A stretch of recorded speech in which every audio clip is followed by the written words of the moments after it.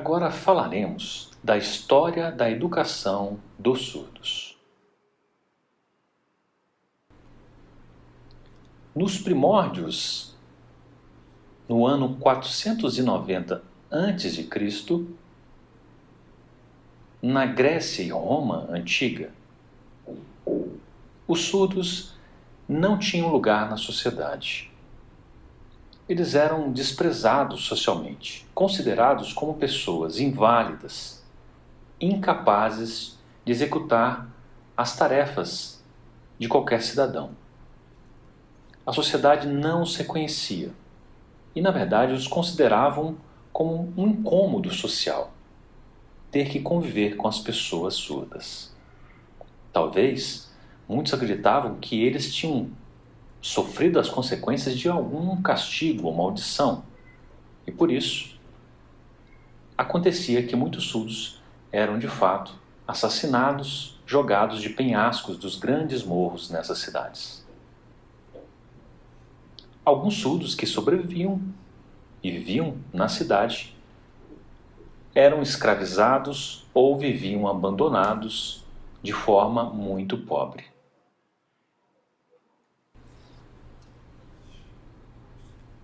Avançando um pouco mais para 480 a.C., no Egito Antigo, os surdos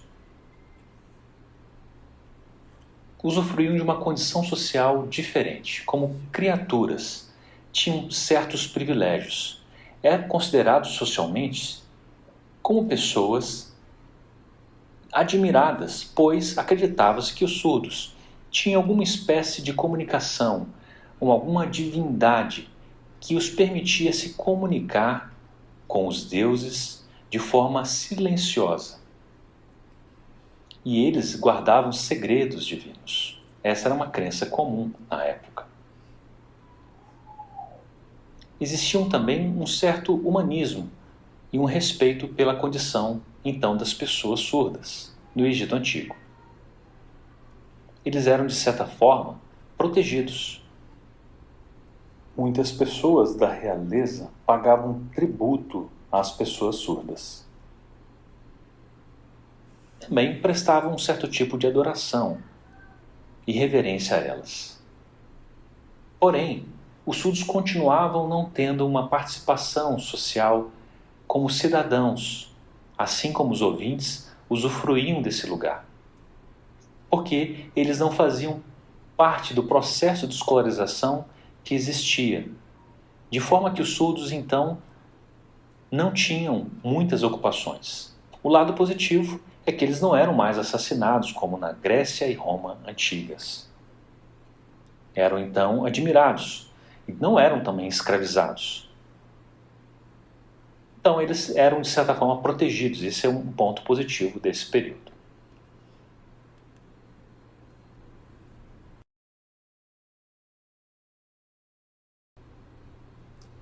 O famoso filósofo grego Sócrates, da Grécia Antiga, declarava que não era a capacidade de expressão verbal que mais importava, mas sim a vontade de se expressar e de pensar e o desejo de comunicação.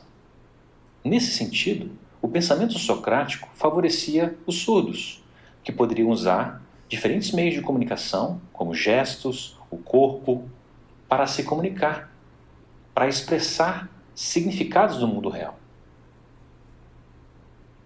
Essa capacidade, esse pensamento socrático, de fato, saía em defesa das pessoas surdas, e isso era um ponto positivo daquele momento histórico. Era uma nova perspectiva que passou a influenciar também a sociedade como um todo. Embora eles não fossem capazes de verbalizar, mas a sua capacidade de pensar e se expressar com o corpo e com gestos era importante e demonstrava a empatia do filósofo.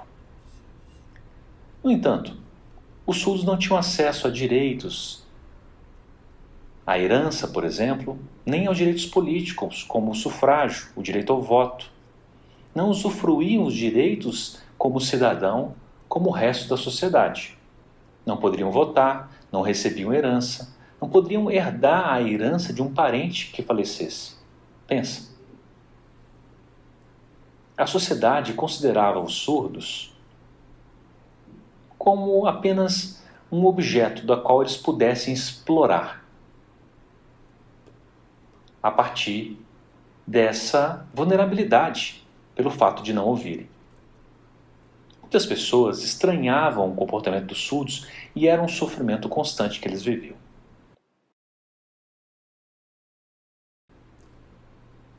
O médico italiano Girolamo Cardano foi uma pessoa que reconhecia as pessoas surdas e as suas capacidades e as suas habilidades intelectuais e de aprendizado. O médico, diferente da sociedade médica da sua época, que considerava os surdos como limitado por não ouvir e não falar, e isso por si só era uma limitação para a sociedade, Girolamo vinha de forma diferente. Na sua perspectiva, os surdos poderiam aprender a ler e a escrever, e ele mesmo tentou ensinar os surdos. Ele não tinha um pensamento negativo sobre essas pessoas. O médico ensinava surdos a ler e a escrever, usando a língua de sinais, gestos, que permitiu então que eles se comunicassem, e até mesmo usando a oralidade. O monge beneditino espanhol Pedro Ponce de León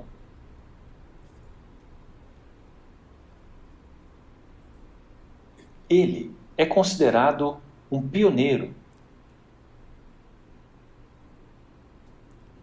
o primeiro professor a educar 2 crianças surdas de uma família da elite espanhola da época.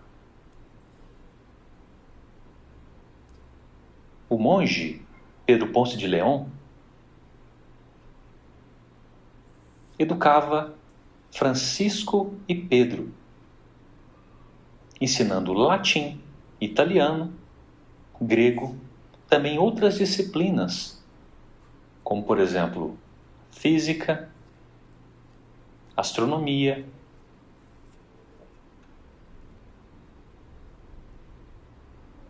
e muitas outras habilidades. À medida que essas crianças cresceram, elas foram se desenvolvendo.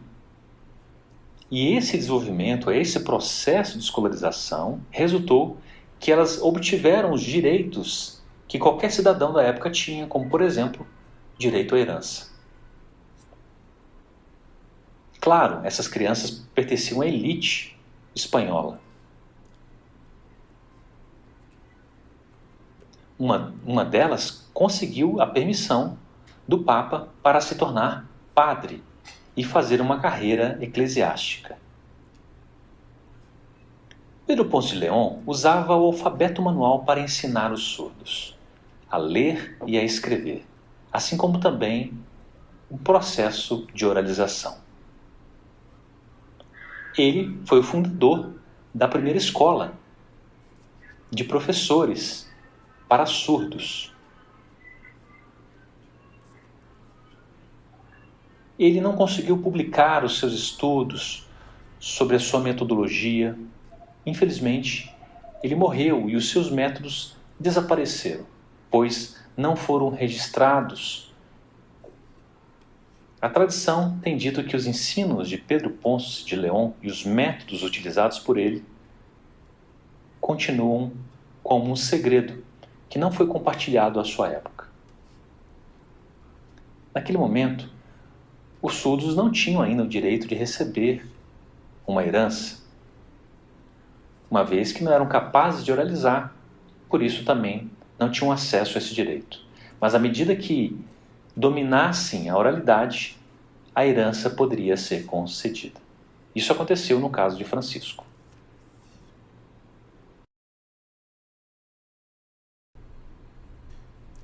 Juan Pablo Bonet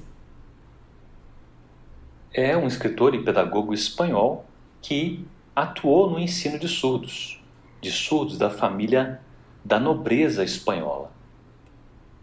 Ele atuava como secretário de Velasco. E ele ensinava o surdo através da oralidade, usando também língua de sinais. É reconhecido como o primeiro a usar um método moderno sobre fonoaudiologia na educação de surdos. Usava também a datilologia, a soletração manual. E isso permitia que os surdos pudessem progredir em conhecimento. Bonnet tornou-se notório na sua época e foi convidado por Henrique IV, o rei espanhol, que o condecorou com um título de marquês naquela época.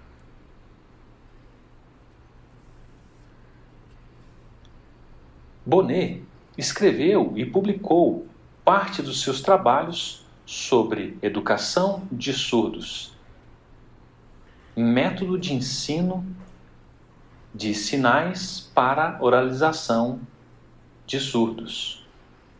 Ele usava a soletração, combinava todos esses métodos para o ensino de surdos da sua época. Ele publicou o seu trabalho em 1620, Redução das Letras e Arte para Ensinar a Falar às Pessoas Mudas. Durante o Congresso de Milão, ele foi uma das pessoas que defendeu a importância do uso de língua de sinais na educação de surdos.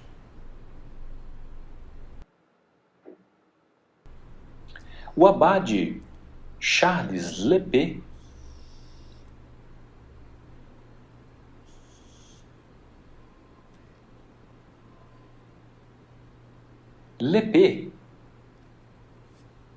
tem esse sinal porque L'épée em francês significa espada.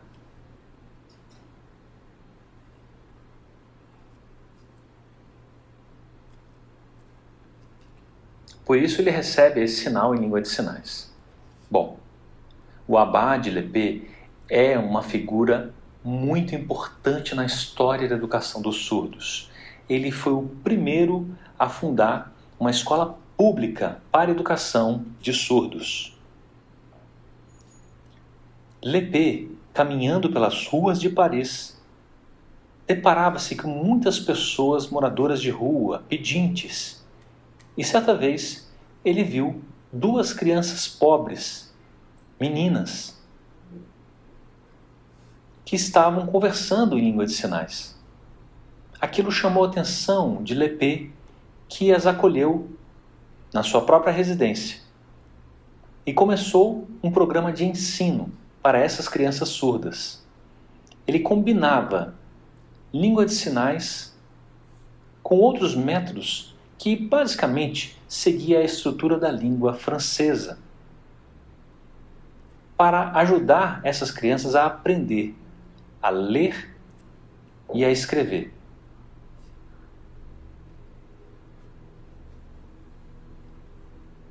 O método era sinais metódicos, que ele desenvolveu, que basicamente seguia a estrutura da língua francesa, da fala e da escrita. É parecido com o que chamamos hoje de português sinalizado.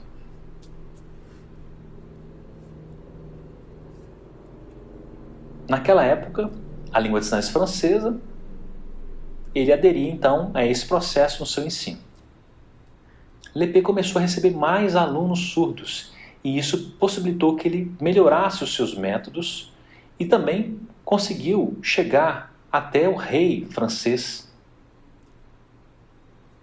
que percebeu como o método de Lepé era revolucionário e aprovou um financiamento para criar a primeira escola pública do mundo para pessoas surdas, em 1760. Em Paris, na França. Até hoje, essa escola é uma referência, Instituto Nacional para Jovens Surdos de Paris. Esse Instituto para Jovens Surdos de Paris existe até os dias de hoje. O abade Lepê promovia a formação dentro desse instituto. E ele conseguiu formar muitas pessoas dentro desse instituto e espalhar o seu método por outras regiões da França. Outras escolas de estudos também foram criadas em países da Europa, baseados nesse método. No total, conseguiu criar cerca de 21 escolas para surdos à sua época. Porém, ele morreu em 1789.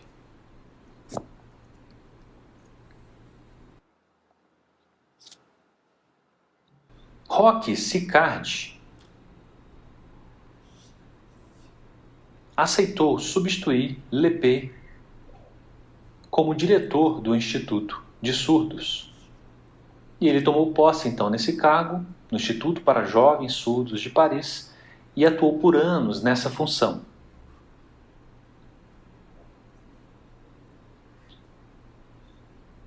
Na cidade de Bordeaux,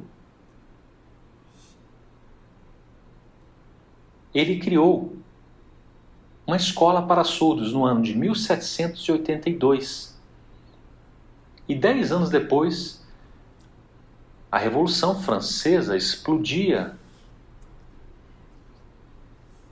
na França. Até que em 1789 ele precisou se esconder por 2 anos e ficou publicando seus trabalhos durante aquele período político conturbado. Ele escrevia teorias sobre o uso da língua de sinais e começou então a criar um dicionário de língua de sinais. Nessa época tão conturbada politicamente na França, muitos movimentos invadiam as escolas de surdos em Bordeaux, que Roch Sicard criou.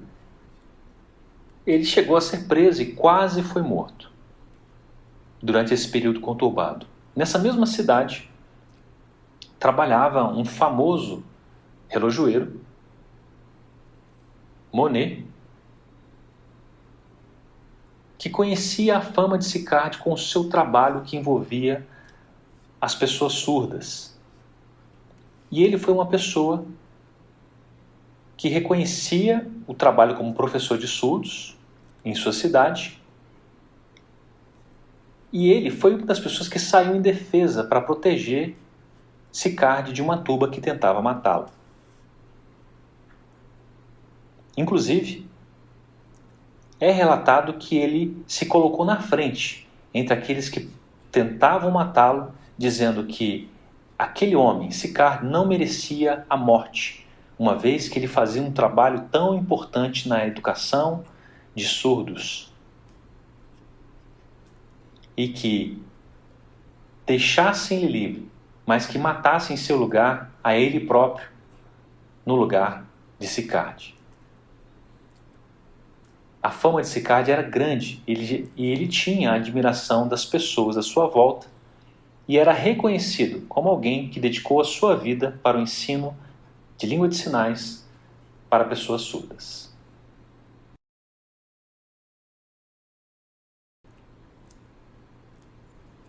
Ferdinand Berthier é um surdo francês que começou aos 8 anos a estudar no Instituto Nacional de Jovens Surdos de Paris, aquele que foi fundado por Lepê. Durante todo o seu processo de escolarização, ele se tornou, por fim, um professor surdo dentro da mesma instituição e trabalhou lecionando para outros alunos surdos por 40 anos. Durante todo o período que ele ficou, foi muito importante, pois os seus métodos de ensino baseavam-se na identidade e cultura surda. Os seus alunos tinham a oportunidade de aprender e ter contato com um professor surdo ensinando em língua de sinais francesa. Essa habilidade permitiu que desenvolvesse a identidade e cultura surdas. Berthier escreveu muitos materiais e livros a respeito dos surdos, artigos sobre a história e a vivência das pessoas surdas, da cultura surda, do histórico de luta e em defesa dos movimentos surdos, em defesa da língua de sinais francesa no geral. Ele se esforçou também pela arte surda. Berthier foi uma das pessoas que promoveu a poesia em língua de sinais francesa. Ele também escreveu durante aquele momento histórico.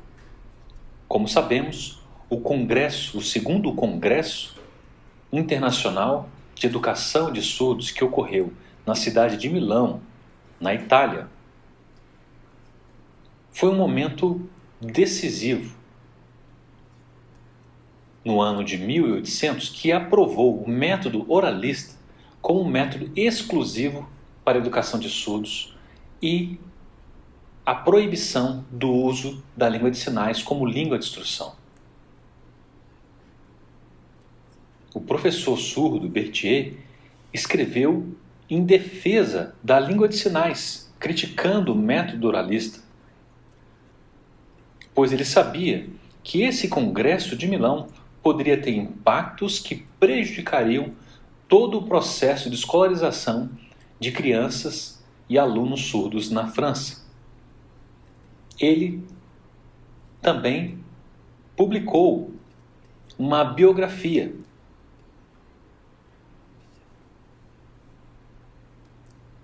uma autobiografia detalhando o tempo que ele ficou como professor na escola.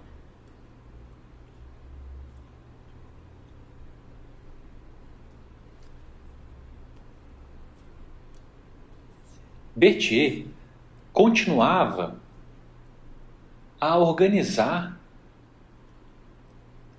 uma forma de distribuir e também de convidar e de reunir surdos durante o período em que foi professor. E ele foi então um dos pioneiros do movimento surdo, pois esses encontros anuais que ocorriam gerou as associações, criou as associações de surdos como nós conhecemos. A primeira associação de surdos mundialmente conhecida foi em 1838. Esse modelo foi replicado em todo o mundo para as associações de surdos. Falaremos agora de Thomas Braidwood. Braidwood é um educador escocês que fundou a primeira escola de surdos no Reino Unido. Ele ensinava surdos combinando métodos de palavras associando palavras aos seus significados, e também ensinava com foco mais oralista, até com técnicas de fonoaudiologia, para que os seus alunos pudessem compreender as palavras do inglês. Mas ele também utilizava técnicas combinadas com a língua de sinais, com foco no alfabeto da língua inglesa, da língua de sinais inglesa, que utiliza duas mãos para simbolizar as letras. Porque, como sabemos, a maioria dos países usam apenas uma mão para soletração em língua de sinais, mas na Inglaterra é diferente.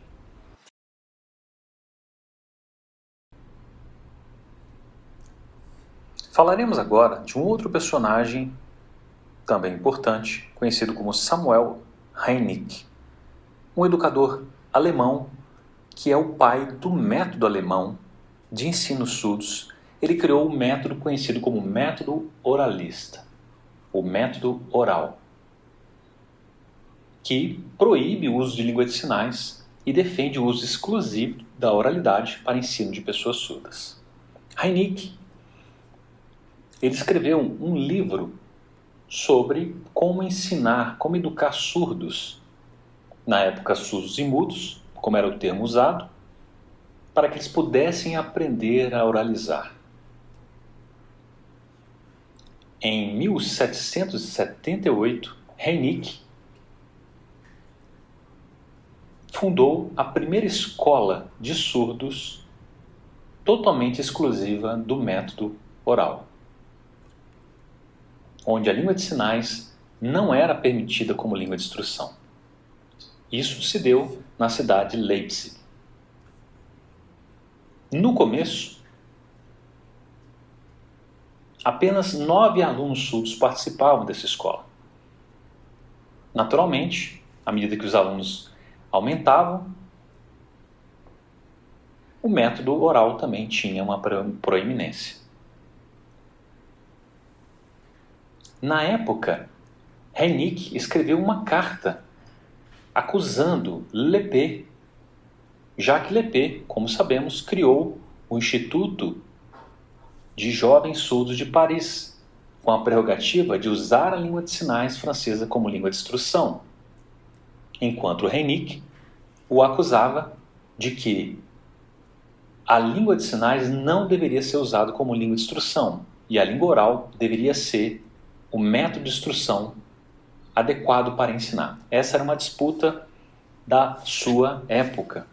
No Congresso de Milão, Henneck estava presente e foi um dos fortes influenciadores que definiu o método filosófico do ensino da oralidade para a educação de surdos como um método que, de fato, foi disseminado por todo o mundo, e a proibição da língua de sinais em consequência disso.